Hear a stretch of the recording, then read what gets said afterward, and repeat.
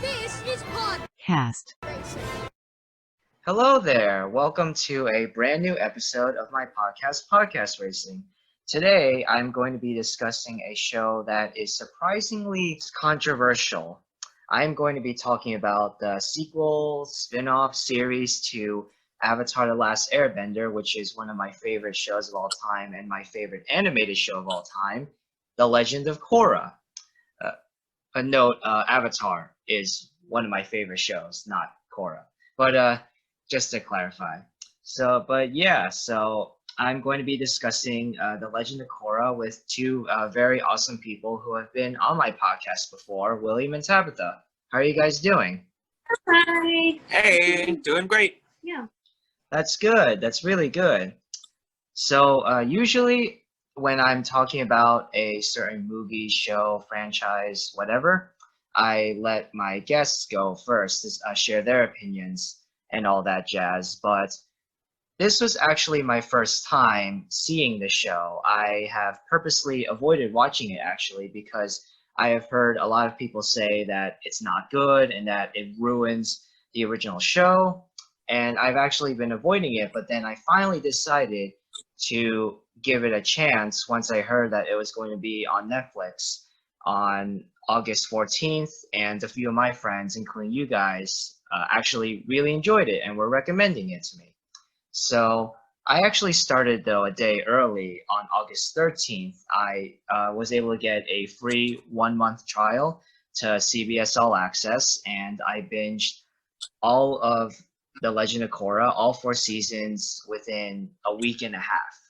Even though I was working some of those days, I was still able to binge the entire series. And there are a lot of people who love Korra. There are a lot of people who hate Korra.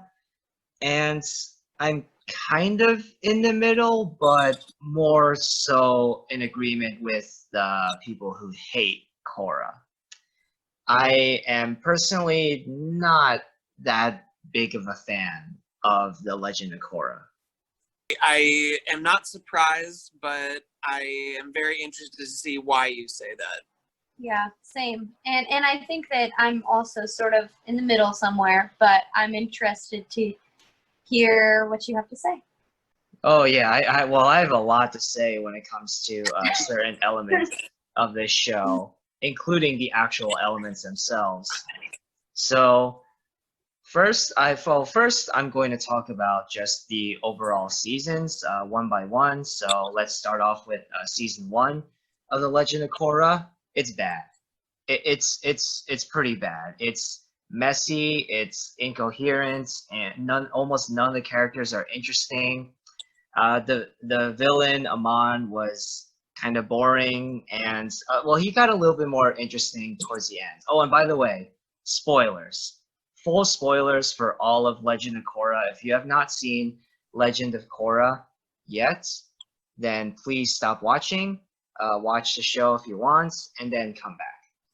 But anyway, yeah, I really did not like season 1 at all. In fact, even in the very first episode, I started to get concerned because I just was not connecting with the story, and it was a bit jarring, just certain things. And so I have a lot of complaints with season 1 specifically. And one of the main complaints that I have is that the overall story of season 1 specifically just felt very jarring. It felt very jarring, and it felt rushed. Well, okay, so there are some things that you need to look at when examining season 1, because we know that they were really only approved for 1 season, and they had to say what they wanted to say in that first season. It's only because of the positive reviews and the ratings that they were able to get approved for another season. So they treated it a little bit self-contained within that season, and yeah, that leads to a lot of kind of rushing and maybe some character development. Actually, definitely some character development could have been done better. But what do you think made the story not grip you? The main thing for me to get engaged in a film or show is obviously, you have to have a compelling story, but the main thing is you have to have a really interesting or compelling characters, especially the main character. And Korra, I never once in all of the 4 seasons watching a show emotionally connected with Korra at all. Do you not like that she was like Aang's equal opposite, or were you wishing that she was more like Aang, a little bit more reserved? When the show began and she already knew the 3 of the 4 elements, all that she needed to learn was air. I was actually really intrigued. And also when in the first episode we discover that her personality is a lot, and her as an avatar, she's a lot different than Aang. I was very intrigued. I was like, ooh, okay, they're going in a very different and creative decision here. They're basically having main character who's the avatar, but going to be a very different avatar than Aang. Aang is very much a pacifist. In the beginning of Avatar, he only knew air and had to learn the other 3 elements. But in this, it's kind of reverse on that. Korra is definitely not a pacifist, and she already knew and was very skilled at earth, water, and fire, and just needs to learn air. And I was really intrigued by that. But the problem is that Korra is too much of a rush into things without thinking kind of person, and she's kind of rude. She's kind of sarcastic at times, and I don't know. I just don't feel like the writers, which were the same people involved, Brian Cutzit, whatever his name is, and Michael Dante DiMartino, they're the same people that worked on Avatar. They're the same people worked on Korra, and I just feel like they tried a little too hard to make things different, where they ended up making a character that was too angsty and unlikable, in my opinion. I think Korra is too angsty. I think Korra is too reckless, and I don't know. I never truly liked her, like never truly emotionally connected with her throughout the entire series. She only got interesting to me at like briefly in the last season.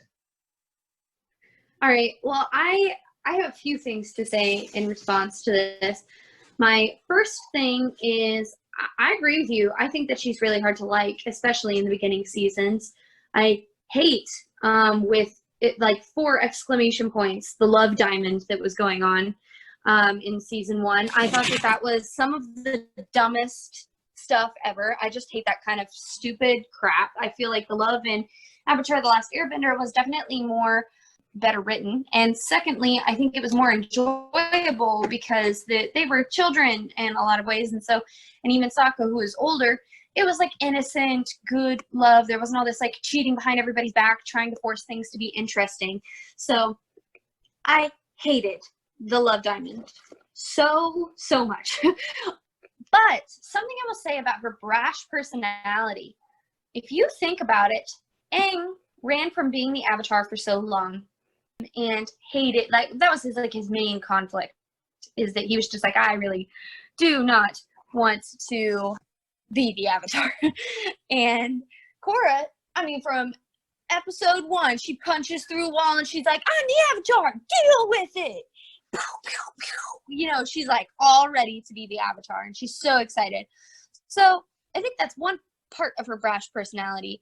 But then the next thing is she was sheltered so much. Like all the other avatars got to enjoy their travels and like go all around the world, but instead she was like hidden by the White Lotus, and all her teachers were chosen for her, and she was sheltered away from actually doing the things she knew were important. So then when she saw her opportunities to do things she was passionate about, she took those opportunities because she was a rebellious teenager rebelling against the stuffy White Lotus and a loving and caring, but also stuffy Tenzin. So I think I can kind of understand her brashness and rushing into things because of how sheltered she was. But I agree with you. She's really hard to like, especially in season 1. So before I continue, so yeah, I get what you're saying, Tabitha, but before I continue, I want to address the production, behind the scenes production issues and all that. I am really sorry that for to Brian and Michael for what Nickelodeon did, you know, with interfering with the show's production, and basically it's kind of their fault that elements of the show were rushed or messy, but I still have to, you know, address that as still have to address that as a criticism against the show. You know, like that's like messy writing, and in my opinion, messy writing or rushed character development is not excusable just because the studio or production companies behind it interfered with it. Like, you know, like I think that yes, you know, yeah, studio interference happens, and it can really ruin something, but I think that the writers or director or whatever can really get around the studio interference and still do something that doesn't feel rushed or messy. And so I do acknowledge and am sorry to Brian and Michael that Nickelodeon basically ruined like it unintentionally maybe ruined the show. I do think though that it was a really awful move on their part to just force the show in the final season onto Nick on their website nick.com. Like what was that all? Yeah. But I still have to address the rushed and messy elements of Korra as a criticism. I can't excuse it just because of studio interference. Sure. I do think looking past that, though, there is a lot of good in the first season. I actually disagree with you about the villain. I thought that he was interesting and that the things that happen in the first season are surprisingly relevant, especially when it comes to like police brutality and things like that, which I just thought was really fascinating. Like interesting time for a rewatch, I guess. And I think that he was a fascinating character. I think you're right. He gets way more interesting like as the season progresses because of things that were happening with his brother and like that whole like getting to figure out that he's like the mafia boss son and like that whole backstory. I think that's really interesting and kind of cool. I also think it's really interesting because there's this mystery around like how is he taking people's bending? Like this is terrifying. How is he doing it? And then we find out that he's just like one of the most powerful bloodbenders we've come across so far. I thought that he was a pretty interesting villain. Something I don't like about this conflict is that they don't really resolve it. Like they take care of the guy, but then what about the resistance? There are some real concerns that these people were bringing up. Like, yeah, the benders are being abusive to the non-benders, and we even see it in Avatar: The Last Airbender how Sokka gets picked on all the time and feels way lesser than because he's not a bender. So how are they addressing those issues? I agree with that last thing that you said. And yeah, I mean, Amon did get, once it was revealed who Amon was, he did get a little bit more interesting. And my favorite moment in season 1 is actually when Tarlok is on the boat with Amon, and then he's realized at that point just how far down and basically how much he and Amon have fallen, and he decides to grab one of those electric glove thingies that Mr. Saito invented, and he uses it to stop and kill both himself and Amon. That was one of the few times in season 1, specifically of Korra, where I actually got truly invested in what was going on. But I don't know, just overall, I found Amon to be. I feel like it was too late. When I feel like they should have started revealing stuff about Amon earlier to get me more interested, but for the first 9 or 10 seasons, Amon was just the bad guy, and I felt like they went on a little. It's funny, it's funny because I think that the show, the season, first season is rushed, and yet at the same time they revealed the villain's motivations and backstory a little too late. Like it's kind of conflicting things. What I'm saying, I know, but they are issues that I have with. There are some of the many issues that I have with the first season. However, I feel like Ozai in the first series was like the most boring villain. He was just generic evil. He was very one-dimensional. Yeah. And As Ozai was one-dimensional, but Zhao in season 1 of Avatar was the most boring villain. I mean, I'm not arguing about who's boring. It's just how one-dimensional can you be? And we are never, it's not until the very end that we're treated to much of anything of the Fire Lord's, like, greater motivations and get to see things a little bit from his point of view. And I guess the point to make here is it was the themes that mattered more, I think, than it actually did whether or not we were invested in the villain. But I think that villains in Korra became a lot more of the focal points for the story than the just the theme of or the quest toward the Fire Lord that Avatar was. Yeah, but also I would say that to kind of confirm what you're saying, Colton, so in Avatar: The Last Airbender, we see that the story is definitely way more episodic. So every episode kind of has like a nice little bow on it. There's like its own tension, its own plot, like, and you can watch a standalone episode pretty much anywhere in the series, and it's still a satisfying story without needing to lean on the main plot. It's still like progressing the plot in most episodes. But in Korra, we see that it's very much a serial plot going from like the beginning of the season to the end of the season. Like that's your storyline. We don't really get those little mini stories throughout. Like we have some of like the fire ferrets and like everything happening with them, which I think is pretty cool. And we get some tiny little arcs within that, but nothing like as clean and neat as Avatar: The Last Airbender. So I think that because we're so much more reliant on the main villain for the storyline of the episodes, like individually, I think it is more important to have an interesting villain.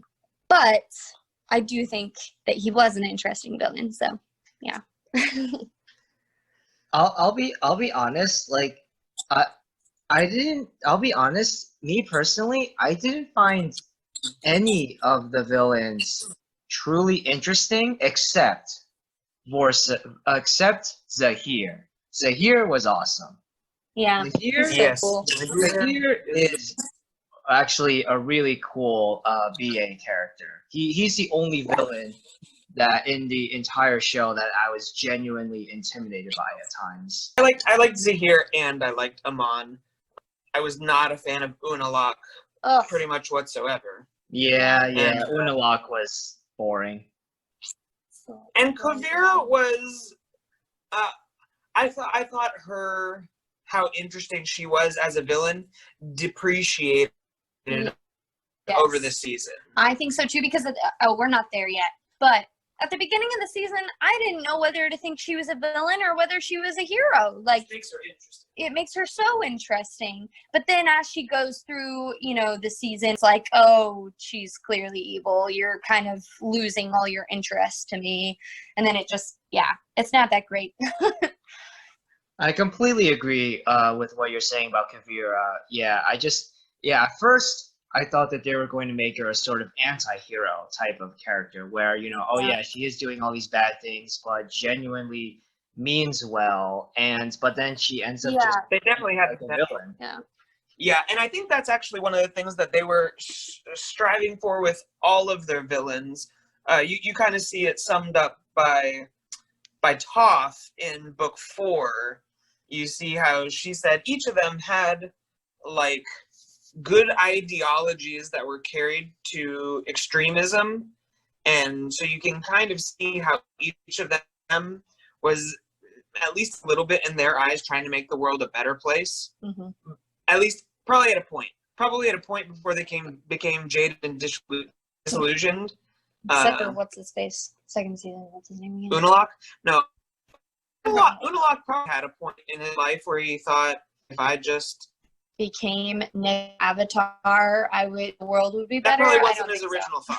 Yeah. I mean, I'm making things up now. Obviously, I don't know his backstory Yeah. more than Exactly. it gives in Legend of Korra. Exactly. That's what makes Unalak like so boring is that like we've only seen Unalak be evil and we never saw like a flashback or anything. The writers didn't the writers didn't even like give us like one flashback or anything like that to show Unalak possibly having good intentions at first. And then later on, just deciding to be the dark avatar, big, giant, glowing monster. Oh. Well, so here's what I will say in defense of Unalak, which you won't hear me say very many things in defense of Unalak. He was a bit more interesting when they were focused on the Civil War side of the season than he was when it was focused on the spiritual side of the season. Although I was very interested in him at the beginning, like, whoa, he's so in tune with the spirits, and the spiritual side of Avatar has always been something that very much interested me. And so when he had the energy bending and we're introduced to it, and it's like, oh, this is weird, but it's okay. I'm along for the ride. I thought he was fairly interesting then, but then when he goes further and it starts being about spirit portals, yeah, he starts to lose some interest. And I've heard a lot of people say of the second season that they were a fan, and this is definitely Tabetha, they were a fan of the Civil War side of the season, but then everything involving this path to the Dark Avatar was not interesting. The conclusion was diabolical. Like, who thought of that? Giant spirit people shooting lasers out of their chests? Like, this is not Dragon Ball Z. Let's just tone it down a little bit. Exactly. I thought that was so cheesy and really took me out of it. Yeah, you'll hear me say the most negative things about, because I love Legend of Korra. You'll hear me say the most negative things about season 2. And something that Tabitha and I were talking about prior to the podcast was we actually a little bit feel like the order of seasons, if they had known that they were going to be able to have 4 seasons from the start, the order of the seasons probably should have been a little different, because a real hurdle that you have to overcome with the power creep that was the season 2 finale is, okay, you just saved the universe. Well, now where does that go? And even though season 3, awesome season, I think it really struggled with, well, now that you've saved the universe, where do we go from there, right? We can't outdo ourselves. But thankfully, because they knew that they were getting renewed for a 3rd and 4th season, they blended season 3 and 4 one flowing storyline, which in my opinion was very well done and redeemed a lot of the damage that I think season 2 did. Yeah. And backtracking for just like 2 seconds, I actually think that that's one of my bigger criticisms of season 1. I feel that it is more disjointed from the rest of the series because Amon, is fighting for, the equalist movement or whatever. And that doesn't really flow into the Civil War or the spirit portals or any of that. But then from there on out, we see the spirit portals lead to Zahir, which leads to Kovira. And so it just really makes a lot of flowing sense. Like the fallout from the previous conflict leads to the next conflict, which I really like about the next 3 books.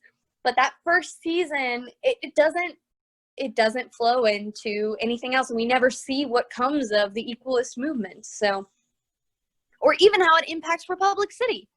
Yeah, that's exactly what I was basically saying before. Is that I didn't like that that season 1 especially was just its own contained storyline, and I get that the writers, the production people behind the show didn't know at the time that they were going to get a 2nd, 3rd, and 4th season. But still, it is very much possible that with Avatar, season 1 that they didn't know that they were going to get a second and third season, but they still had that cliffhanger at the end of season 1 with, teasing Azula and, just how dangerous and evil she can be.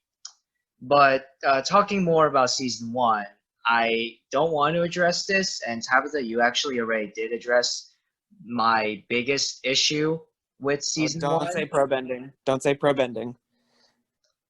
the love diamond. Oh, okay. Boo. Yes, The so love diamond, disgusting. it was just so stupid. Just 3 love triangles. 3. You got Mako, Bolin, and Korra. Mako, Korra, and Asami, which we'll get to. We'll get to all these characters later. And a third love triangle between Tenzin, his wife, and Lin. 3 Okay, love triangles. 3. Okay, but that one is very passable, and even in a How? lot of How is ways, it possible? because it adds it. Okay, whereas I think the other love triangles detract from the character depth that we see in Asami, Mako, whatever. I mean, Mako's entire identity for a long time. It's hard for him to shake the fact that love triangle is his identity. Truly. Yeah, but I actually think that the rocky past that Beifong, that Lin and Tenzin had, I think it deepens their character meaningfully at the beginning, and then later on when we don't need that tension anymore, it's not really mentioned again, and I don't think that that's because it was just a tool for character development, but it does serve very well for character development, I think. But that's also the most you'll hear me say defending any romance going on in this, because it's not good. I actually don't see what happened between Beifong and Tenzin as part of my love triangle, love diamond dilemma. I actually do kind of just see it as sort of backstory. We don't see them have any romantic tension necessarily. We more see sort of the fallout of a previous relationship, which makes kind of for an interesting time because, Tenzin wants to be helpful and wants to come alongside the police department, but the chief of police is his ex-girlfriend. Whoa! So, whatever, that's kind of cheesy, but I think it makes for some interesting conflict in their relationship, and also works to bring out a different side of both of their personalities. And it's where I kind of started to fall in love with Tenzin, as he is one of the best characters in the series. Yeah, so Tenzin is he's kind of like the Iroh of this series, though I hesitate to make that. Yeah, I hesitate to make that conclusion entirely, because I very much love both characters and I love them for different reasons, but they both represent wisdom. And I think that you initially see him as a very calm, wise, rigid, put together monk, and then every once in a while he has these little angry outbursts, which I think really accentuate his character well. Which I think the Beifong tension adds to that. Yeah, and then when you see the Beifong tension, and you're like, oh, wait a second. It's like the beginnings that you're seeing. He hasn't always made good decisions, or just like later on when you see that as the favored son of Aang, he didn't have the best relationship with his siblings. You start to see a more humanized version of him, and I really appreciate it. So Tenzin is my favorite character from Korra. He's one of the few characters that I actually emotionally connected with and really liked. And I like that he is basically the opposite of Iroh. Iroh, to me, is someone who I should strive to be, and I can learn from Iroh, by following his actions. But Tenzin, and this is something that I love, Tenzin is someone who I shouldn't strive to be. I see Tenzin's actions, and I should do the exact opposite, because Tenzin is a terrible role model, a not that great teacher, and he could be a better brother to Kaya and Bumi. And I love that. I love that they gave us a mentor character who was flawed, who was a lot more dynamic and interesting. I love Iroh to death, but I really like that they didn't just give us Iroh 2.0 in Korra, and Tenzin is actually an interesting, flawed character. I really like that a lot, and J.K. Simmons did a really good job with the voice acting. Oh, absolutely. Yeah. The choice of J.K. Simmons as voice actor and also the narrator, and that was brilliant, I think, and it's one of the things that sealed my initial love for the show. I don't know if I fully agree with your analysis of Tenzin to be who you shouldn't strive to be. I do agree with you in saying that he's a flawed mentor. Absolutely. Though I appreciate that he is pretty teachable, right? He sees his shortcomings, maybe not like immediately, but he sees his shortcomings, he admits his shortcomings, and then he strives to make the change. I think that's a very admirable quality that he has. I will say, maybe he's not the best teacher. He hasn't had to teach very much, for instance. And then all of a sudden, we see him teaching the Avatar, and then in season 3, we see him teaching a whole nation. So it's kind of a trial by fire for him for teaching. But I think in terms of, a mentor, I think he's still admirable and something that I would strive to be. So maybe I didn't phrase what I said correctly, but basically I agree with everything that you said, William, and I guess that's kind of what I was trying to get at, is that Tenzin, basically not being a great mentor and but learning from his shortcomings that's basically what I meant when I said that Tenzin is someone who I, in a way, shouldn't strive to be. Okay. But going back, but more things about season 1.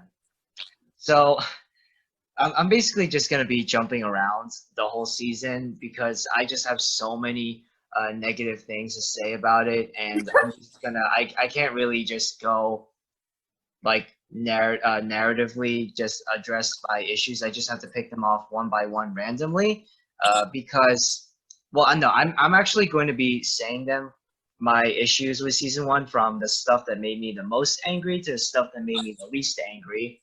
And Okay. besides the love diamond and Korra being, in my opinion, a pretty bad protagonist. Speaking of Korra, I hated how conveniently she learned airbending. I hated that so I actually much. did too. You actually I don't think that I have like that much despise for it, but I actually disliked it as well. I think that there should have been a more air nomad reason besides I can't defend myself in any other way but bending. So here, I magically get my last bending power. I mean, we do have a bit of a precedent for it in the past. Toph discovers the ability to invent the ability to metal bend from being in a time where she really needs to. Later on, we see Bolin discover that he's a lava bender because, and I will admit, this wasn't a very satisfying way for him to discover his lava bending. I wish they had given him a little bit more in this, but he needed to in the moment, and so he discovered that he was a lava bender. Yeah, but lava bending and metal bending are cool. Like Bolin, I'll get to Bolin later, but lava bending is actually really, I think it's really cool. But no, it is cool, but so is airbending. Air, to be honest, air is my least favorite element of the 4. It's one of the most fun to watch in a duel, I think. Oh man, when we got to see Tenzin battle Zahir full out, that was amazing. Yeah, it was amazing. But yeah, I just and I think the agile way that airbenders move, and being like the leaf, so different than earthbenders who adopt a sturdy stance and become immovable, and they're meant to be opposite elements, and they're so opposite in their style that I don't know. Even though I personally like earth bending the most. I wish I was an earthbender. I definitely really like watching airbenders. And I think we can all agree that water bending is the most powerful by far. But going back to airbending, I just found it really annoying just how quickly Korra was able to learn airbending just because Amon was about to kill Mako. And what I also really hated was that so when she lost her other three elements, I actually was not predicting that. I thought that I thought that the way that the season was going, that she was just gonna get away, she was gonna be able to learn airbending, and that she was gonna be able to learn all four elements by the end of the first season and be, the most powerful avatar ever or whatever. But then when Amon actually took the bending away from her other three elements, I was like, whoa, like season one has been crap, but they're actually doing something like interesting and compelling and to make Korra a better character.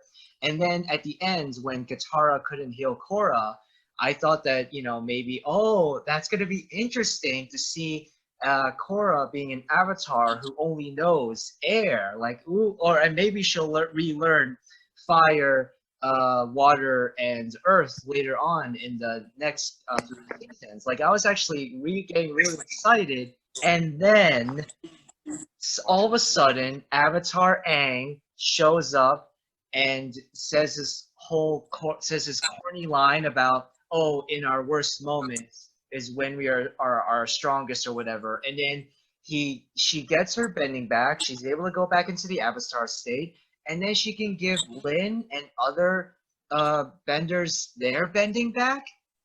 What? That is so convenient and stupid.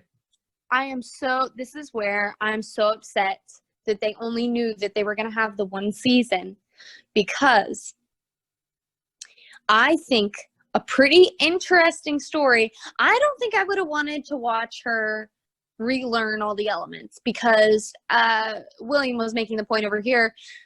It'd just be watching the same show ultimately, and I don't want to watch Avatar 2.0. I want to watch a new story. And so, but I would think it would be really cool for her to go on a journey, and maybe this is what would tie into Avatar 1, how to get bending back. How do we, maybe she has an interaction with a lion turtle or something like that, and then she understands bending again or something like that. Something way more interesting than, within the same episode, she has her bending back. At least extended a couple episodes where it makes it a little more interesting. Exactly. Right. Exactly. Yeah, and so, again, I don't have a ton of criticisms about the show, but one of my criticisms is the bad stuff that happens to Korra in seasons 1 and season 2. They don't stick. We don't, and it's for the reason that we already described. They didn't know if they're going to get renewed. It's not until we get to season 3 going into season 4 that we see all of this trauma has hit her hard. And like Avatar: The Last Airbender, they don't shy away from talking about tough subjects like, PTSD and being able to deal with depression, and that healing isn't an overnight thing, although they kind of showed it to be an overnight thing in the first 2 books. We eventually get to see that it's not an overnight thing, and she never really healed from those things because she didn't have to. She wasn't really confronted with all the bad stuff yet. So while I know that it was only because they didn't know if they're getting renewed for another season, you could really say that her not having to deal with the consequences was a way to kind of make it so that she has this triple whammy in the beginning of book 4, and she has to deal with the trauma that she's experienced the past 3. Which, for character development, I think 4 is just the best book. I think it is so good. I think everything that happens with Korra is interesting. Again, with the villain, I think that, I think there is, an arc for Aang where he's, discovering how to be the Avatar. For Korra, I think she's discovering how to be herself besides the Avatar throughout the whole series. And in book 4, we really see the culmination of that, where we can see her starting to discover herself and who she is outside of being just the Avatar. And I just think that it's a really good story, well written. I don't really even care about the villain as long as I'm watching what's happening with Korra emotionally, her time with Toph, like everything happening there. I thought was just very good. So I'll get into my opinions on books 3 and 4 later. I will say kind of a spoiler, but I also really enjoyed book 4. Not so much for the character development necessarily, but we'll get into that later. But going back into book 1, so William, you mentioned when I said another thing that I didn't like, you were like, please don't be pro bending. Pro bending is actually surprisingly so my favorite part of season 1. Yeah, it Everything. very much, it hooks you the same way that maybe not quite to the same deal, but like as Quidditch does in Harry Potter, you get a sense for the rules and you become invested. You know your team's gonna win, but you have to figure like how's it gonna happen, you know? Yeah, and something that I love pro bending. I think that the bending overall in Korra is pretty cool to look at, but most of it is just a rehash of what we saw in the first Avatar show. But pro bending was something new, kind of new that they did with bending that was really cool. Although going back to Korra again, I have so many complaints about Korra specifically as a character. But in episode, I don't know if you guys remember, in episode 2, she's trying to learn the proper air stances, and Tenzin is encouraging her to be more patient and like a leaf and all that stuff. And then she has towards the end of the episode 2, she sneaks out to the match, and Tenzin actually sees her fight, and then she's losing, and then all of a sudden she just suddenly starts like moving like an airbender, like a leaf in the wind, and doing a proper air stances, and she's able to help the fire ferrets win the match. And I'm just like, wait, and that was one of the first warning signs for me in episode 2 of the entire series that the show was not going to impress me nearly as much as Avatar, because that was just so rushed. I mean, okay, I'll agree. It was slightly cheesy, and yeah, it has a kind of like there was a slight eye roll moment to that. However, you also need to remember that Korra is exceptionally gifted. The fact that she even encountered resistance with airbending really is just to show where she's deficient as in terms of her personality and her character. It is not really to show that she doesn't have the strength for it, because she is gifted in just about every way, except just too hard-headed, Well, right? no, I think here's really what I think. Again, I do not think her arc is how do I become the Avatar?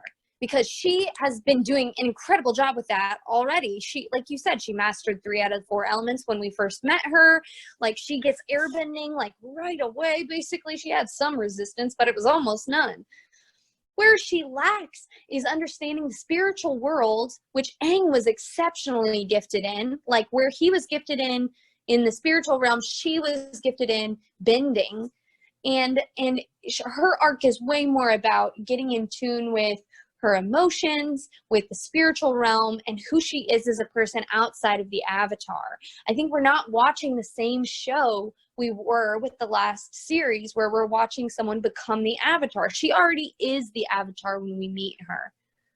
That is a very good point, Tabitha, because I will be honest, the only reason why I was interested in Korra somewhat, and why I finally decided to watch it. Well, one factor of it was because you guys highly recommended it. I had friends back in New Jersey who highly recommended it. But another big factor with me was that I was going in, maybe to a naive degree, but I was going into Korra expecting it to completely be a sequel to Avatar in almost every way, and it was jarring for me personally to see that there were things that were presented in a very different, albeit unique, but still different, and in my opinion, not necessarily satisfying way. But going back to book one, and so I remember in the Avatar top 5 favorite Avatar characters episode, William, you mentioned that your favorite character overall of the whole universe of the whole Avatar universe is Bolin, and I have to say Bolin is the character I hate the most in Korra. Oh. I'm definitely gonna fight you on this.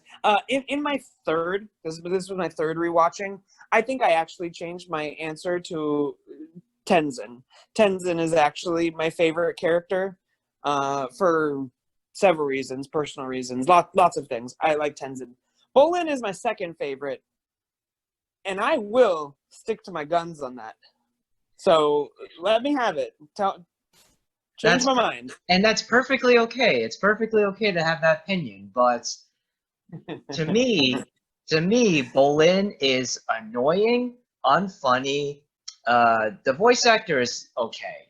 Actually, the voice actor does a pretty good job. But Bolin is annoying, unfunny, and he just, the main thing with him was that he did get slightly better in the later seasons, but the main thing was that he was only really in season 1 to add more drama in the love triangle between him, Mako, and Korra. That was literally his only purpose in season 1. And it doesn't. He had no other stakes in the plot in season 1 specifically. Sure, and it doesn't get much better in book 2 either, because he kind of becomes this mover star, and it probably wasn't the best for him, although I kind of wish that was an episode. I like that he was a mover star. I wish that it was an episode or 2 episodes or something like that. The fact that that's his arc for the whole season, to me, was a disservice to everything that Bolin is. But, I mean, you say he's unfunny. I think his jokes hit about the same way Sokka's jokes hit. What? Are you serious? No way. No. They have the exact same energy. Funnier than Bolin. I think you're looking at it through a nostalgic lens then, sir, because I believe that their jokes have about the same quality of humor, which is to say, I like them. They have a different tone. So Bolin and Sokka comes off as like, I'm a tough guy, and I'm going to be tough guy. And then who does he hurt? He hurts himself. Right. That's Sokka's thing. Bolin comes off as, I'm the sweet guy. I'm really cute, and I'm really sweet, and I have this fluffy little animal ferret. I got into an accidental relationship with... And oh my gosh, how adorable is he when he catches Korra and Mako kissing? Again, I hate the love diamond, but the way that he scampers off with his little hands tucked close to his chest, drops the flowers crying, and he runs away all dramatic the other direction. That is adorable. That moment made me audibly groan, because I was just really did grow up. He's so cute. But also think about the fact, and this bears saying, because it hasn't been said yet with the love diamond, these are all teenagers, right? So this was meant to be to a slightly more mature audience than Avatar: The Last Airbender, although, as we've learned, Avatar: The Last Airbender aged very well.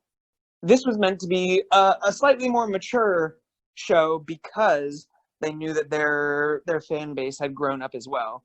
And having them be teenagers, particularly Korra, who's, I don't even know if she's seen a boy her age before. It's a little believable that it all happens. That's not to say that I liked it. I don't really like angsty love relationships in anything I watch, but it is pretty believable that it all happens. I respectfully disagree. I found it very far-fetched and annoying, and just Bolin and Habu and Oogie, like most of the animals in Korra were just annoying to me. I just want them to go away. I never liked. Ooh. Okay, what did Oogie even do to you? Right? He did almost nothing. Oogie is a ripoff. Oogie is a bland, lame ripoff of Appa. Right. He's not meant to replace Appa even. He's just meant to be another of the same species. In fact, I think they specifically give him less screen time because they're not trying to do Appa 2.0.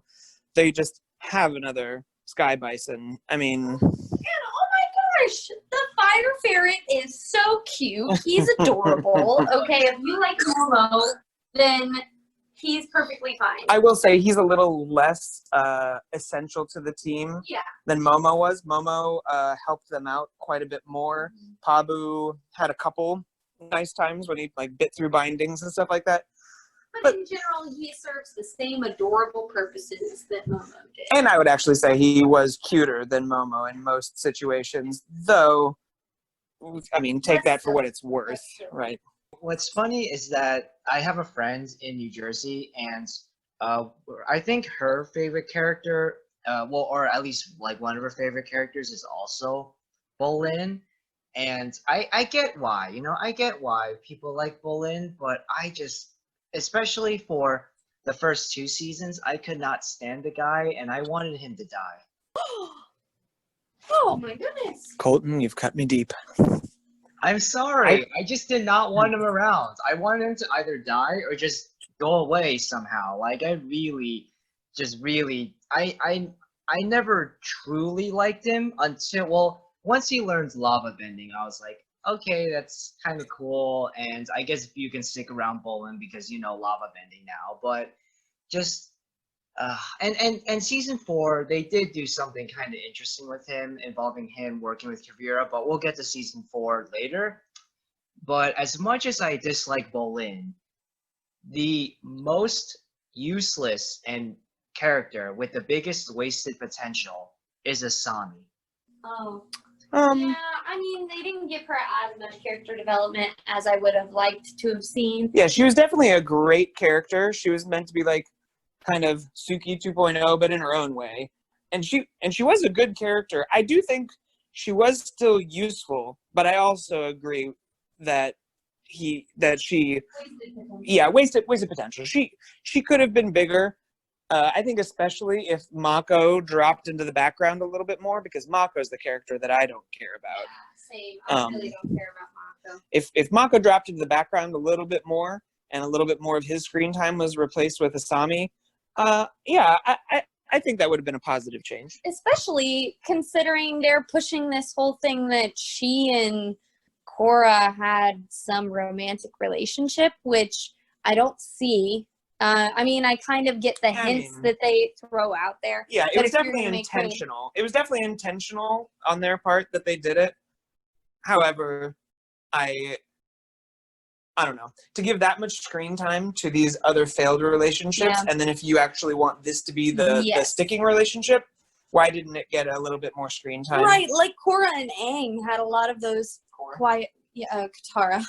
Katara and Aang had a lot of those like quiet moments together, like, oh, will they, won't they? Will they, won't they? Like, if this is going to be her main love interest, why did she not get more screen time and character development? Because as of right now, it's like, oh, yeah, she's BA, she's really attractive, and she's pretty. Yeah, it kind of seemed a little bit like it was.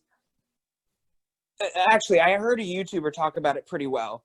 They wanted to toss something for the LGBTQ community, and they didn't have the balls, quite frankly, to put it in the main part of their series. So they tossed it in at the end where they didn't have to deal with the fallout, right? The show's over. It doesn't matter anymore. So if there is fallout because some people don't like characters of different sexuality, then they don't have to deal with it. The show's over. They really didn't have the balls to address it fully if that was where they wanted to go. It was just kind of a toss in there just because.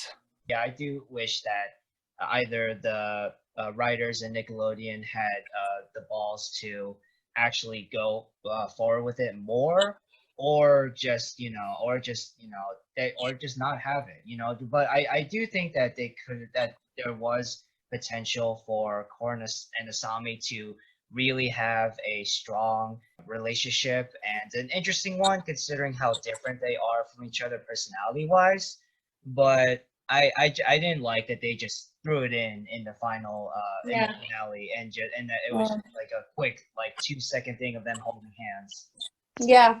Also, another little side note, and this isn't really speaking against that sort of like queer representation within media and stuff like that. This isn't me speaking against it, but because also Kyoshi canonically is also bisexual, and it's kind of weird that they're setting a precedent for all of their female avatars to, I don't know, take on such masculine traits, also because Kyoshi was a fairly masculine depiction. Korra undoubtedly is. She's jacked. It's pretty awesome, actually. Yeah. But they're kind of portraying it in a way that only further pushes this idea that in order to be powerful, you have to be masculine.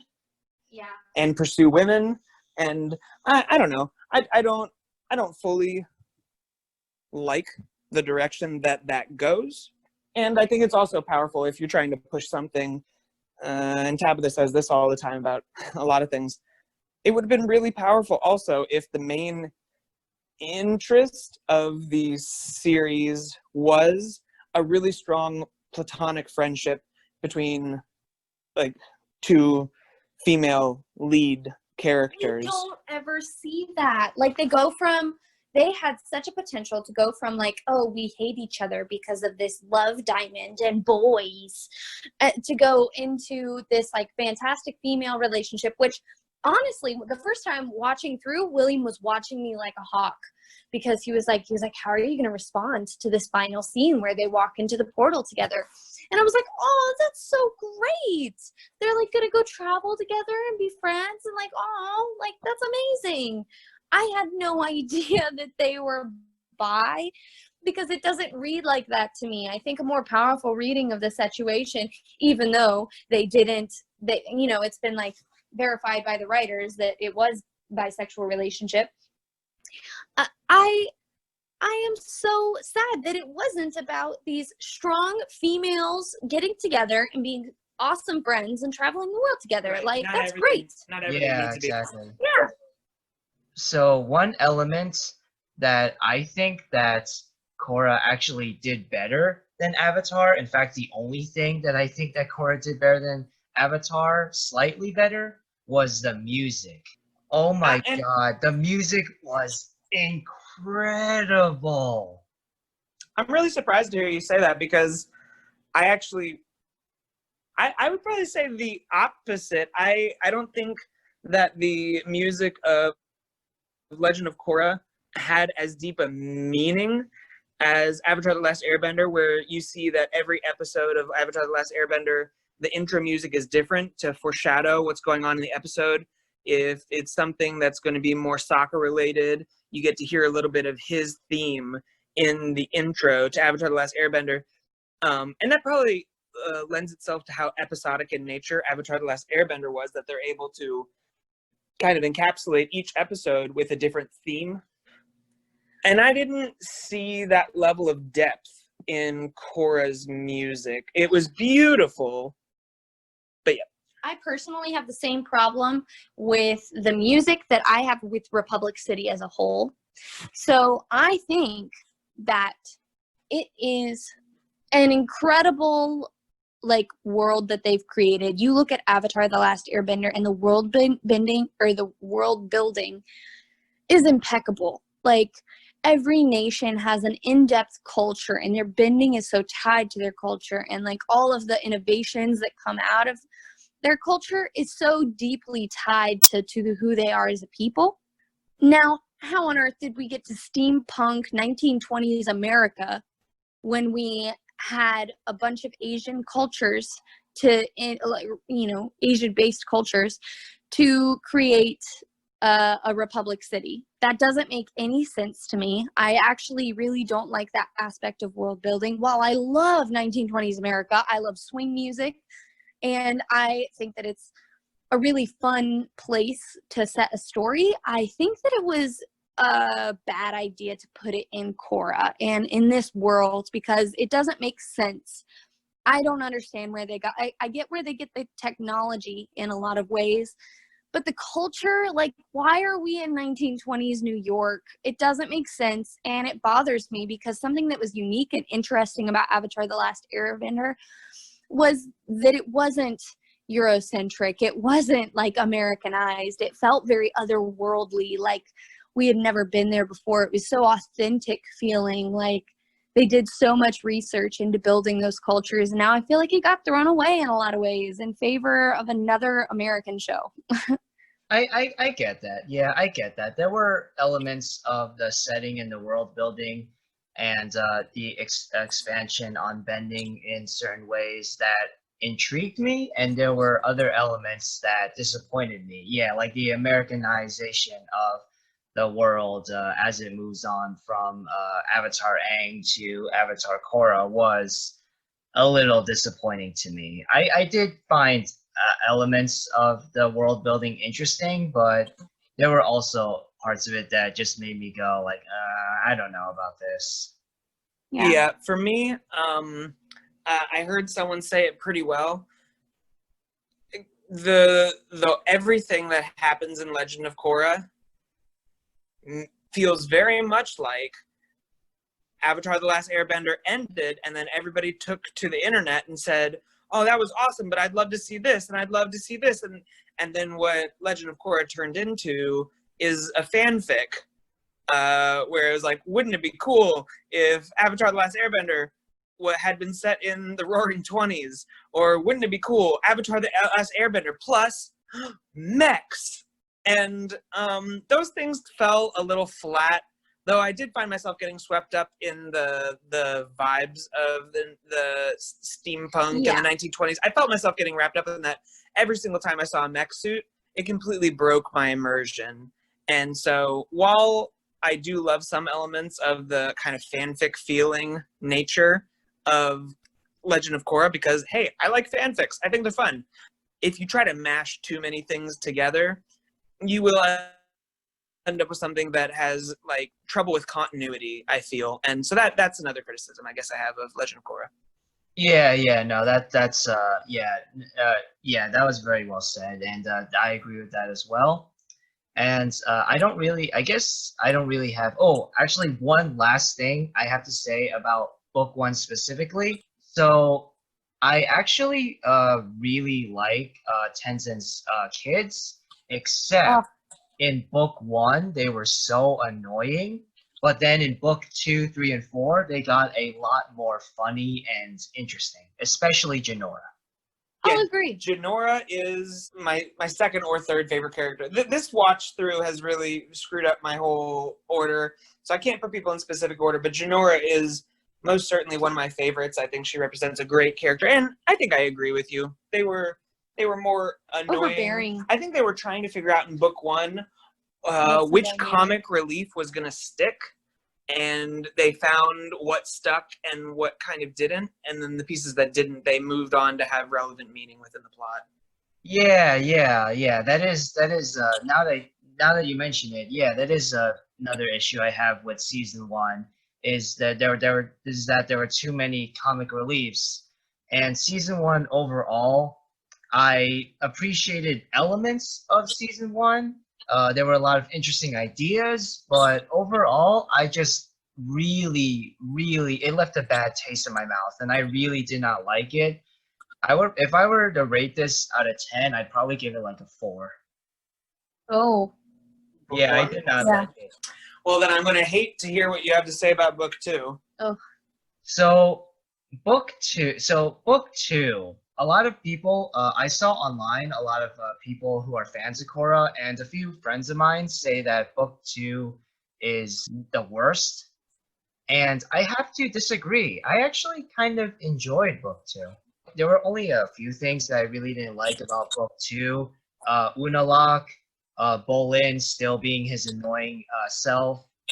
I really didn't like that, certain elements about the spirit worlds, like ideas were introduced a little too quickly, and also the big battle at the end was just too much.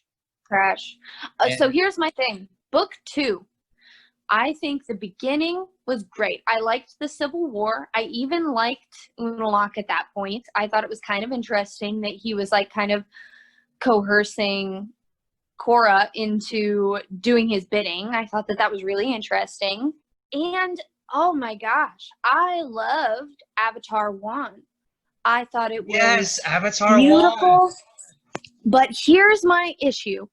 I thought it was beautifully animated. I thought the story was incredible. I love the characters. I love the plot. I love everything about it, except that it is in the official lore of Avatar: The Last Airbender now.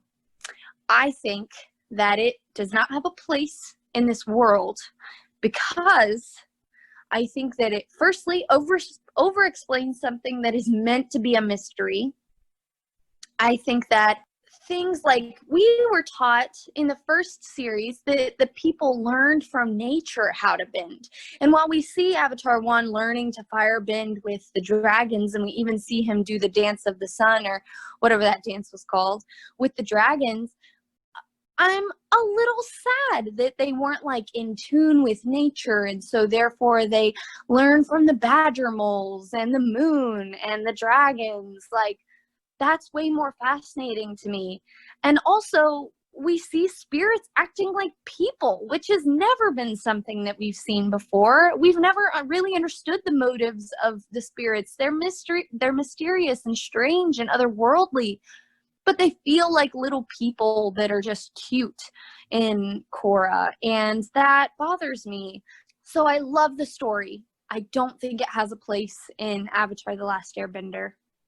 I have to well, I guess everything you are saying is valid, but at that point, like season 1 had left a bad taste in my mouth, and book 1 and book 2, even though I was getting a little bit more intrigued, the episodes with Avatar 1 I loved so much that whatever flaws I had with it, I just ignored because I was just loving Avatar 1's story so much. Yeah. And that's pretty valid. And if book 2 was only about Avatar 1, it would get a 10 out of 10 from me. But because we had all this other stuff involving Unalak and unfortunately Bolin with Bolin still being there, I have to give it, I don't know, like a 6 out of 10. Yeah, I loved it again, and it was so enjoyable to watch. But and then the whole second half of that season was just wretched. I hated it so much. I mean, I thought that her meditating in the tree was pretty cool, and getting to see all her memories and getting to like realize who Juan was. And I even kind of like that Rava lives inside the Avatar, and that's why the cycle is continuing. But again, I wish it stayed a mystery. I thought that that was more intriguing. I suppose. Yeah. Something that I really liked about book 2 was actually Tenzin and his siblings, their journey. While I think it was a little prolonged, perhaps, and maybe it could have been maybe a little more succinct, but I really appreciated that, and them going into Tenzin really struggling with, I'm supposed to be this, I should be a guru, like I'm the most advanced airbender, but he really struggles with the spiritual side of it in a way that he hasn't admitted to other people. And then being able to go into the fog of the forgotten or whatever it's called, and he comes to term with the fact that he has his own identity outside of being Aang's son. I mean, I loved that whole arc. Yeah, that was exciting. I really enjoyed Tenzin with his cousins as well, although I do think that it should have just been either Kaya or Bumi. I don't think that both of them needed to be there. I think only one of them needed to be there to, get the point across of, them basically trying to show that, Aang wasn't the greatest dad and all that stuff. So yeah, I really like what they did with Tenzin and his siblings, but I wish that he just had one sibling because it did feel a bit overstuffed. Book 2 overall felt a bit overstuffed. That's another issue. Yeah, for sure. Yeah. that's another issue that I have with book two. But that's also something that I love about book 3, because book 2, you have way too many plot lines running simultaneously. In book 3, there are 2 plot lines. You know, there's the rebirth of the Air Nation, and then there's Zahir, and those are the only 2 plot lines really running the whole time. And I think something that I always say about sequels is they have a tendency to outdo themselves and overcomplicate things. When you can get back to the basics and simplicity without trying to reinvent the wheel, I think that's where you have success. Right. I think that they had too many stories to tell in book 2, and too many ideas that they kind of half told. Rava versus Vatu could have been its own story. Juan could have been its own story. The Civil War could have been its own story. Tenzin and his siblings could have been their own story. Janora could have been her own story. And then instead they put them, and then the movers and everything with Varric, which, haven't talked about him yet, but Varric is great. Love him. Yeah, we love Varric. And yeah, so they just told too many stories halfway, I think, in season 2. Yeah. I completely agree with everything they just said, including about Varric. Varric and Julie. Ugh, Yeah. do the thing, Julie. Do the thing, Julie. I love Varric so much. Varric is probably my 3rd favorite character. No, he's my 2nd favorite character. So it's Tenzin. It's Tenzin, Varric, and Janora, I guess, my 3 favorite. But I want to. We will talk more about book 3 in a second. But one last thing about book 2 is, speaking of Janora, I really like what they did with Janora in book 2, and I loved seeing Iroh in the spirit world. Oh yeah. Oh yeah, of course. That was definitely fan service, but I loved it anyway. And then when we later see Zuko's response to finding out that his uncle is in the spirit wilds, that's very cool. Right. And but one last thing I want to say about book 2 before we move on to book 3, unless you guys have more to say about book 2, but one last thing I'll say is that I surprisingly liked Bunalok's kids, the one that Me too. the Eska and Deska, the one that Bolin got romantically involved with. I surprisingly liked them. When they first Only good romance in the show. Okay, that's definitely not true. No, it's pretty good. I like her whole shtick. Yeah. Which is, you see it again come up in book 4, where she says about Kovira, I see that you've gotten a new girlfriend. He's like, oh, no, that's my boss. And she's like, what's the difference? Yeah. It's a fun shtick. Yeah, it is. And her proposal to him with the death proposal necklace, and her chasing after him and Varric in the boat. And oh my gosh, when Bolin goes to Varric and is like, you don't suppose that this boat could outrun a very angry ex-girlfriend waterbender, do you? And he says, why do you think I built the thing? That was pretty funny. That was pretty funny.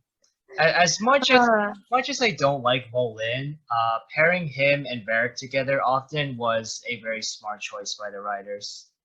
Yeah, I thought so too. I think that his Bolin's naivete, which is, I still think, precious, and Varric's shrewd, cunning, coercive. Yeah, pairing the 2 of them, honestly, just makes for a good time. Yeah, just every time Varric and Julie appeared on screen, I got a lot more interested. But moving on to book 3. Book 3, personally, is my favorite out of the 4 books. Yeah. Because it is the most focused. It is the least stuffed. It has the most interesting character development. It has the only villain that I like, Zahir. And Kai is awesome. Yeah, he's cute. Kai is my 4th favorite character. Kai is great. So another thing that Legend of Korra is pushing is this whole redemption arc. You see that Su Beifong in book 3, you get to see that she made some bad decisions in her past, and she had to deal with some of those consequences. But through those consequences, it strengthened her to the person that she is. You see Kai has his redemption arc. You get to see this theme, and Korra. Mm-hmm. You get to see this theme running throughout that shows, hey, you might not have started out on the right foot, but there's always a second chance. Yeah, I love the Metal City. I thought that was really very cool from a world building perspective. I thought that it was so interesting that Toph's daughter ends up taking her artistry and creating this massive wonder of the world out of metal. I just think that that's so cool. Yeah, I also really like Metal City, Sue, and Opal. But Yeah, Opal's great. But one thing I did not like about the show overall, not just in book 3 or 4, is how they showed the original characters. We only saw Sokka and Aang a couple of times. Katara was there just to heal, and they did my girl Toph dirty. Why? They made her an extremely unlikable, rude, awful person, mother to Lin and Sue, awful mentor to Korra. And I get that, Toph isn't the most likable character overall, but they made her so much more just bad in Korra, and they did Toph dirty. She's always been abrasive. Yeah, actually, and she was overcompensating for her childhood in how she parented. She had bad parents, therefore she was a bad parent. It totally makes sense. And let's really examine it. What about her ability to handle interpersonal conflict made you think that she would be anything different in Legend of Korra? Sure, she grew up. She went from, being an angry rebel to being an angry chief of police. Interesting switch there. And then she went just to being a recluse. But I do feel like her character stayed consistent throughout. For sure. I feel the same way. And maybe that's the flaw, is that she stayed pretty consistent and she didn't grow into this old wise sage. But I think because she's a rock. Yeah, she is. She's sturdy as a rock. And I think that they did her pretty well. Also, I liked the cameos. I thought it was cool that we kind of got to see some of them, but others we didn't. It's very realistic. Some of them would still be alive. I thought it was tasteful because if they thought that they were truly only going to have one season, the temptation to throw in all of the cameos in that season must have been immense. They waited until the very last season to show Toph, and I think that was a good amount of self-restraint on their part. Also, I loved Katara's part in book 4 in Korra's healing. She plays a really important role in what's going on. And also Zuko, the way that he turned out and getting to see that he was an incredible ruler his whole life, and that now he's still kicking butt and taking names in his old age, and still giving wise advice, just like his uncle did. I think the cameos were tasteful and likable. Also, seeing Aang when he was older was really cool. Yeah, I wish we got to see, and this is just, me nerding out, I wish we got to see a little bit more of his personality. We really only got to see points when he was like laying down the law and stuff like that. The best of his personality that you get to see is you get to see the vendor, the stall vendor who has the picture of adult Aang. And he's still doing his little trick. Yeah, he's still doing his little air trick. That's the most you get to see of Aang's adult personality. Yeah. And I do wish that we had seen a little bit more. I get what you guys are saying with Toph and Aang, but I don't know. I just wish that Yeah, I just really, it was just really off-putting to me what they did with Toph, and I do, even though she is a very, what's the word?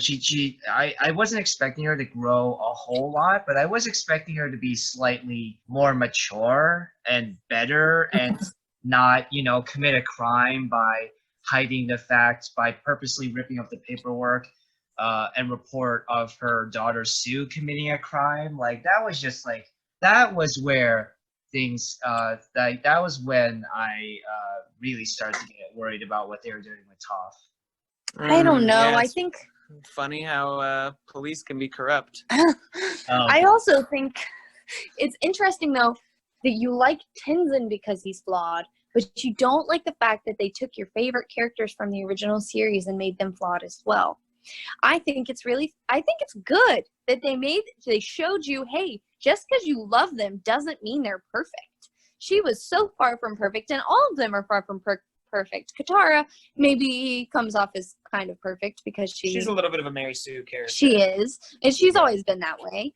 But yeah, I think that showing their flaws, especially Toph, and since her children were such an important part of the series, and Aang with his children being such an important part of the series, we got to see some of their flaws because children, while they love their parents, they are scarred and impacted probably most by the flaws of their parents. So, yeah. I actually did like what they did with Aang. Like Aang, but them showing that Aang wasn't the best dad. My issue was that they didn't show enough of Aang. Yeah, I agree with that.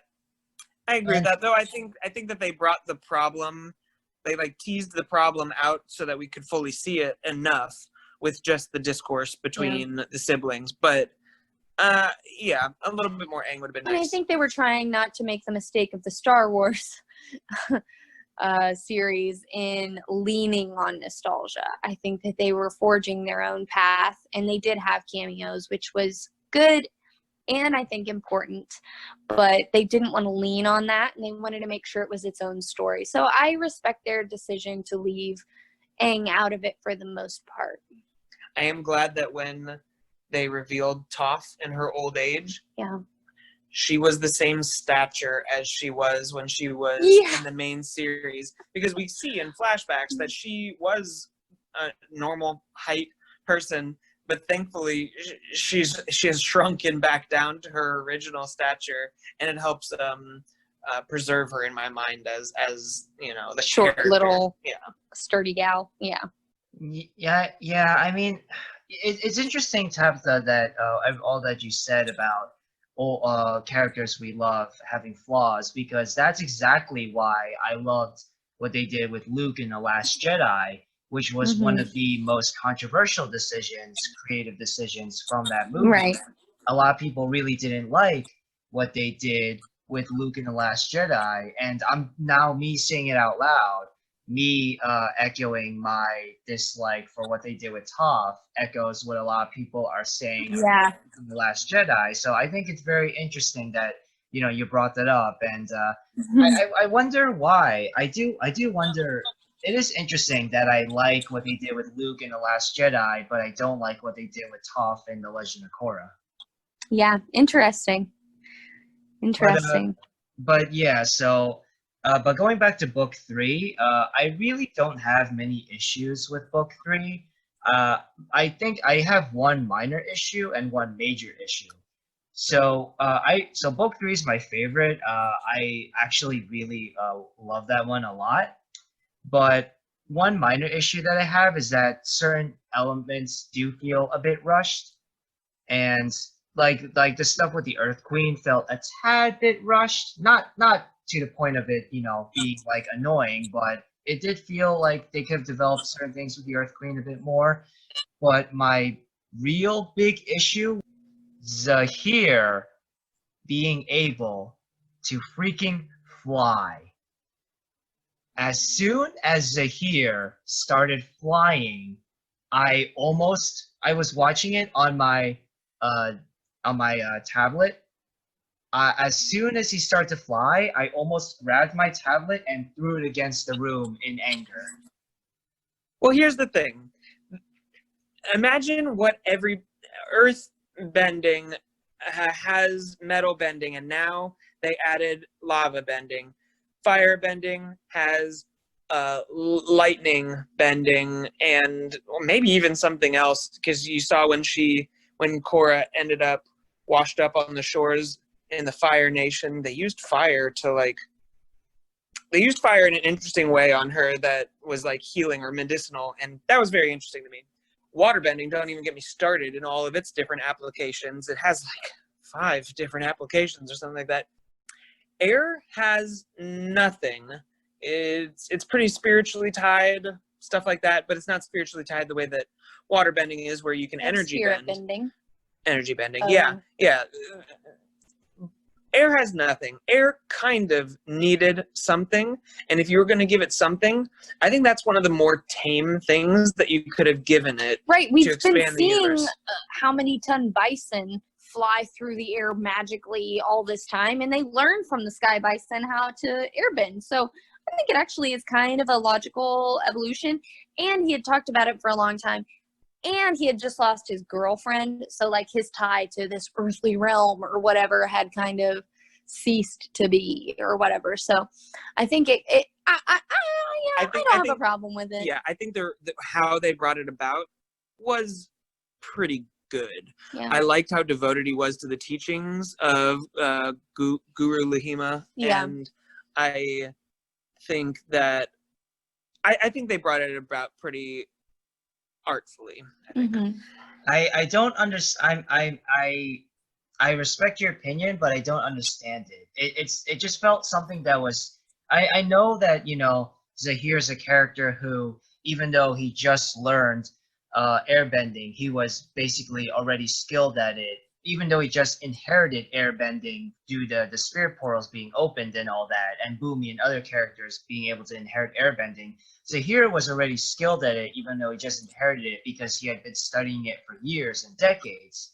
But still, the whole concept of flying just felt rushed and shoehorned and dumb, and I just don't see it as a logical expansion on airbending. Well, so again, I think that they needed to expand on airbending in some way because it truly, I mean, you even said you think it's the most boring of all the bending. Well, because it doesn't have any other application. So I think the expansion was a little necessary if you're going to go around expanding everything else. I think that the fact that he's naturally gifted at it when he starts, I don't think that's very strange because we see all of them. No, that's what I said. Yeah, no, that's. Oh yeah. That's what I said. I was commenting that it made sense to me from a writing standpoint that he was naturally gifted at airbending right away, because even though he just inherited that power, he had been learning about it and like studied it for decades. But just a concept specifically on flying is dumb to me. Okay, fair enough. I think all of them were very gifted at airbending to start, though. I mean, Boomy. No, definitely not Boomy. Definitely Boomy stopped his entire. He hovered in the middle of a terminal velocity fall. He stopped his descent. I don't know. I think that they started out a little powerful. I feel like the spirit energies, whatever, gave them an oomph to start their journey. I don't know that I agree with that. I think it was cool that Boomy held his own against the others in the Red Lotus, even though he's like a noob. Yeah. I thought that was kind of cool. And, oh my gosh, that whole fight scene, firstly, was totally baller. It was. Secondly, was very sad. Oh my gosh. And we were watching a commentator kind of go through Korra, and one of the things that he talked about is Tenzin is so well loved and we connect with him so much that they gave us the courtesy of when he finally got to the point where he was being beaten to pan away so we didn't have to watch. And that was such a heart-wrenching moment where we just as long as there's breath in my lungs, you won't take this from me. Wow, what a guy. That's when Tenzin said that line, I thought that Zahir was going to do the same thing to Tenzin that he did to the Earth Queen, where with the Earth Queen, Oh, he basically took the yeah. air out of her lungs, and I thought he was going to do the same thing to Tenzin. I thought at that point that I he was was, going to die like that. oh, I would have screamed. I would have been so upset. And I actually had an inkling, especially when Tenzin said, as long as there's breath in my lungs. I really thought that he was going to, but I don't think he would have had the capacity to, because Tenzin is in tune with the air in his body. I think that he would have had an easier time defending himself against Zahir's attack. In that way specifically, I think. In my heart, that's how I feel anyways.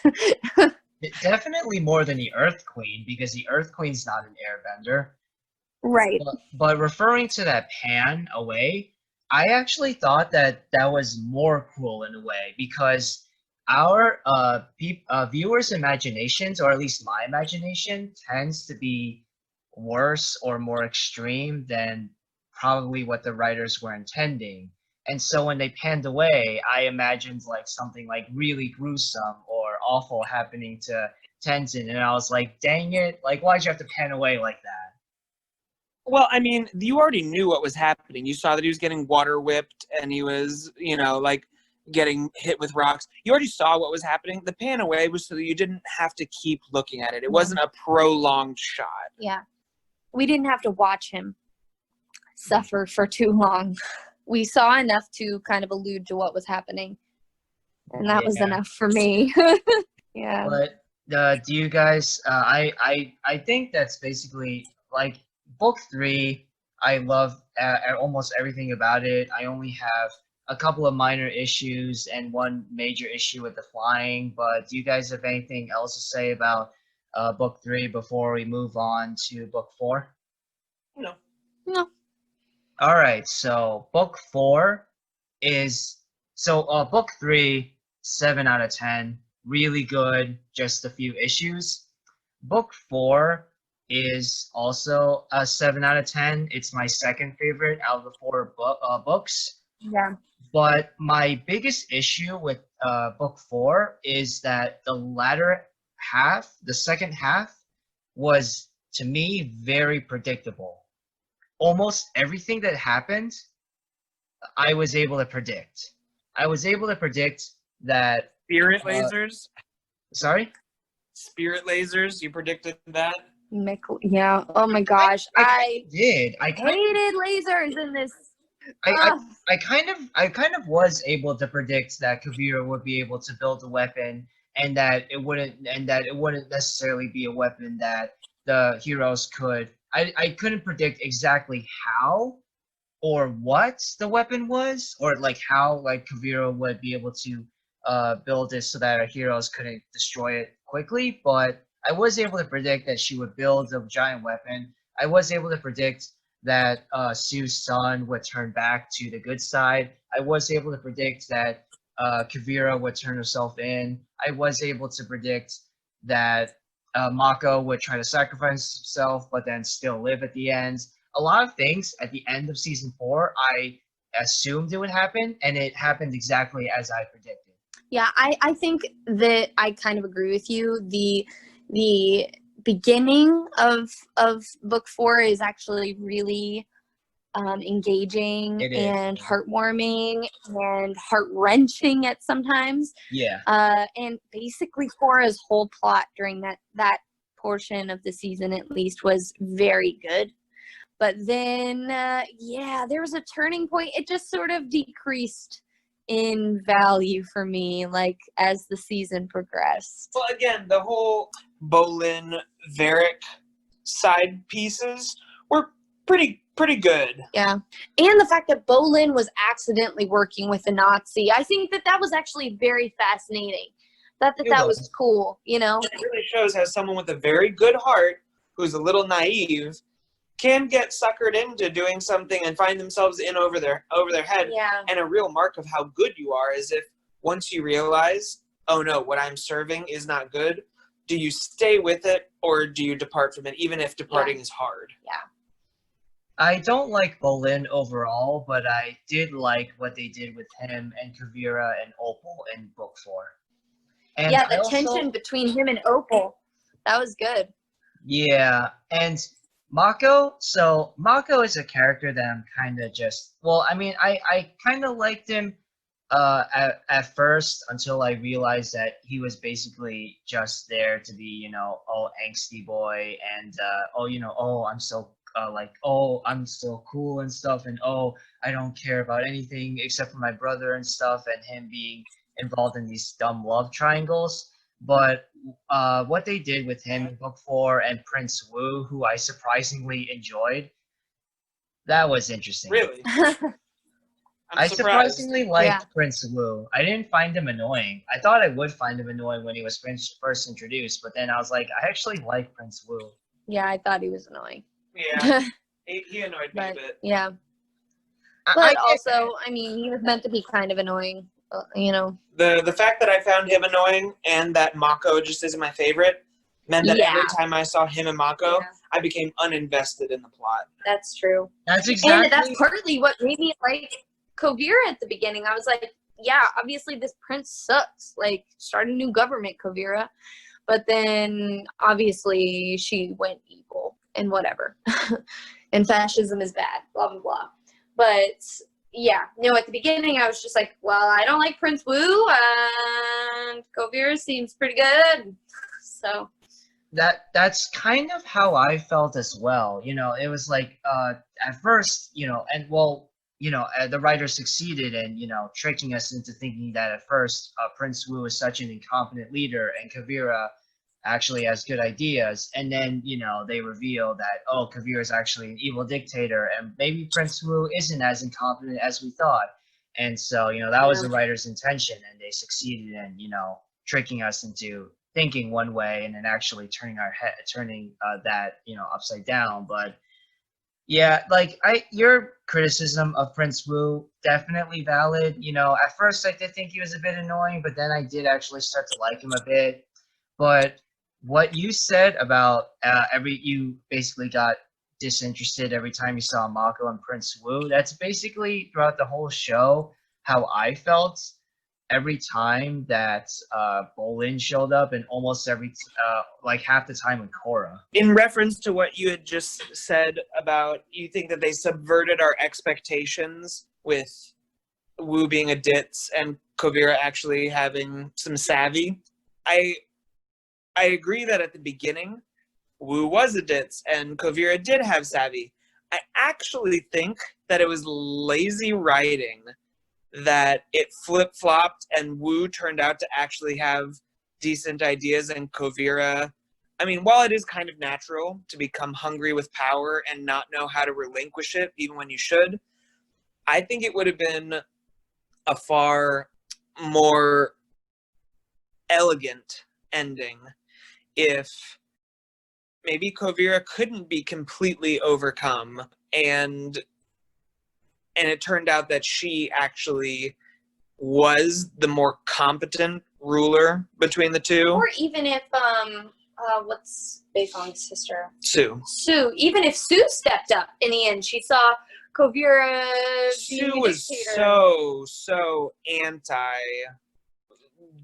Like that would have Don't be a also queen. been bad. Be a leader. She's already leading a whole very successful nation. Or I mean, it's not a nation, but It's more like she put together a commune, and that's about as far as she wanted it to go.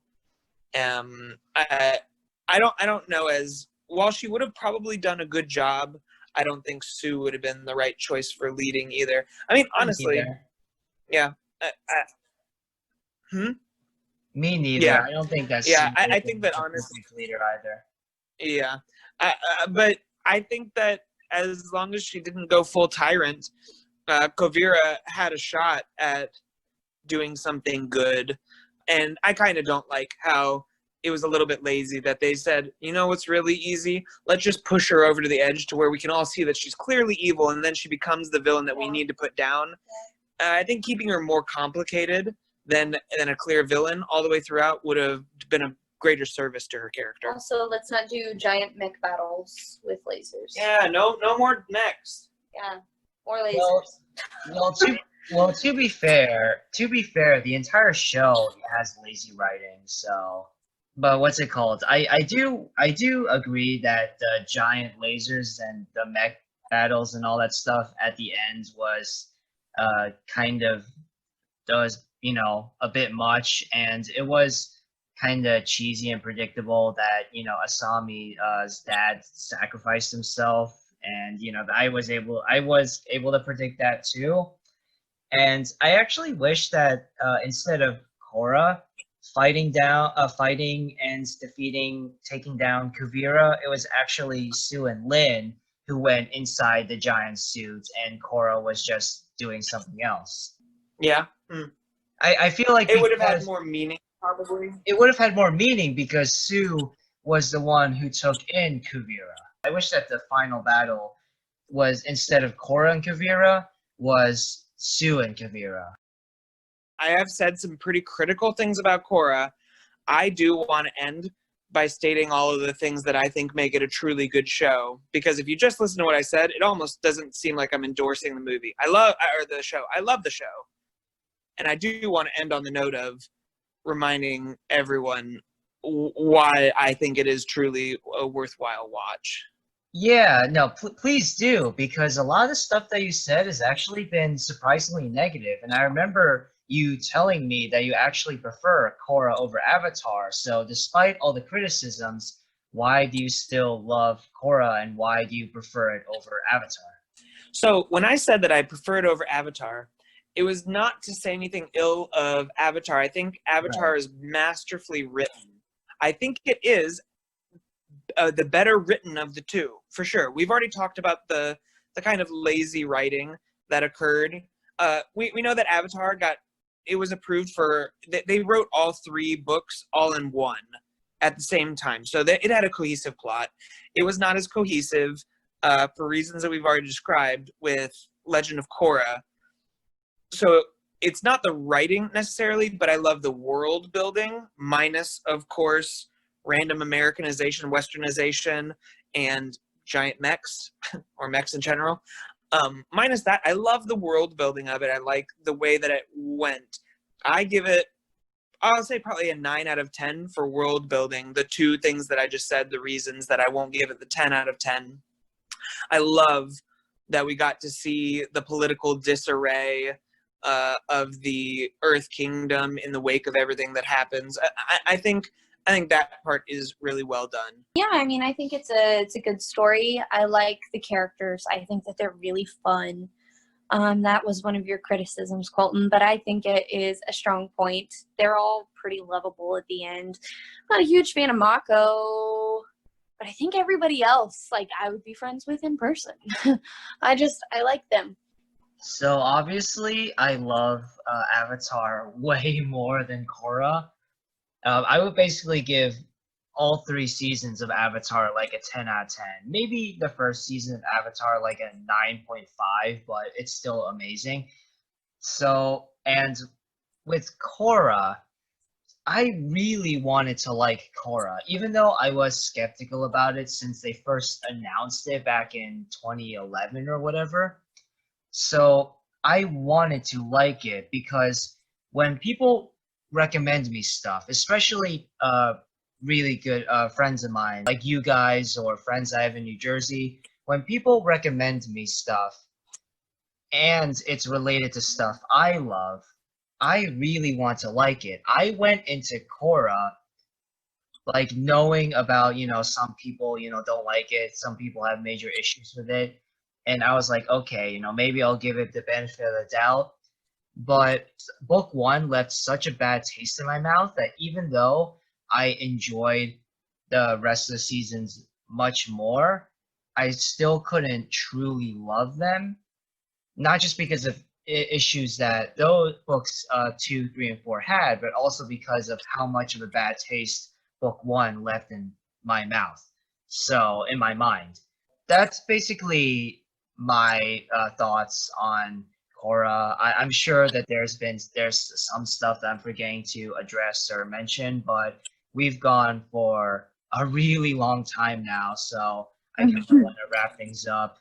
But But yeah, do either one of you have any final thoughts to say about Korra before we end this?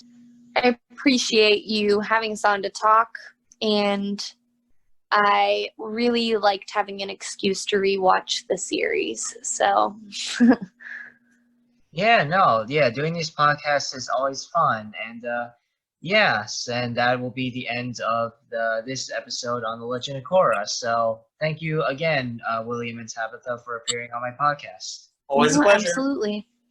Thank you all for listening. If you're still here, because this is definitely been I haven't finished editing this yet, but this is definitely gonna go for over an hour and a half, maybe even into 2 hours. So if you're still listening, thank you so much for still sticking by. And yeah, I hope that all of you out there are doing well, staying safe. I look forward to seeing you guys in the next episode. Bye.